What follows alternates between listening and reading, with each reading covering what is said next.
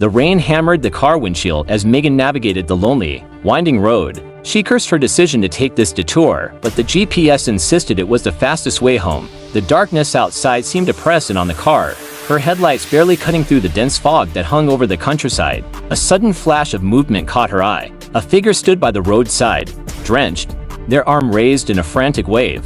Megan's heart raced, but she slowed down.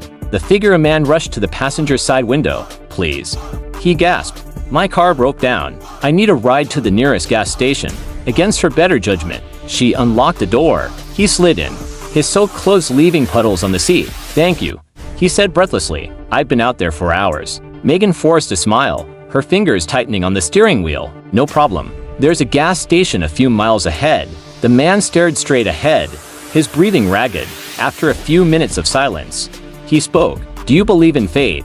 Megan frowned, keeping her eyes on the road. I don't know." "Why?" He turned to look at her, his face barely illuminated by the dashboard lights. "I think we were meant to meet tonight." A chill ran down her spine. She laughed nervously. "What do you mean?" His voice dropped to a whisper. "Because I have to kill you." Megan's blood froze. She glanced at the man, heart pounding, but then forced herself to breathe. "Stay calm. Keep him talking. You don't have to do this," she said, her voice shaking. "We can stop. Talk this through." The man leaned closer. "No, I do. It's not personal. Just bad luck for you."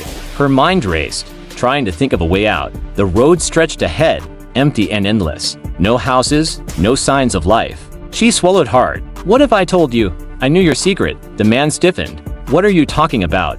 Megan forced a steady breath, feeling her pulse roar in her ears. "I know what you've done. But here's the thing, you're not the only one hiding something." The man looked at her, suspicion flickering in his eyes. Megan tightened her grip on the wheel, a grim smile tugging at her lips. "I know why you need to kill me tonight. Because I've been doing the same thing for years. In fact, I was on my way to find my next victim when you flagged me down." The man's face went pale. He opened his mouth to speak, but no words came out. Megan's smile widened. "Looks like fate really did bring us together." Before he could react, she swerved the car sharply off the road, sending them crashing into the trees. The impact knocked him out cold. Breathing heavily, Megan unbuckled her seat belt and leaned over his unconscious form. "Better luck next time," she whispered, before opening the door and disappearing into the night.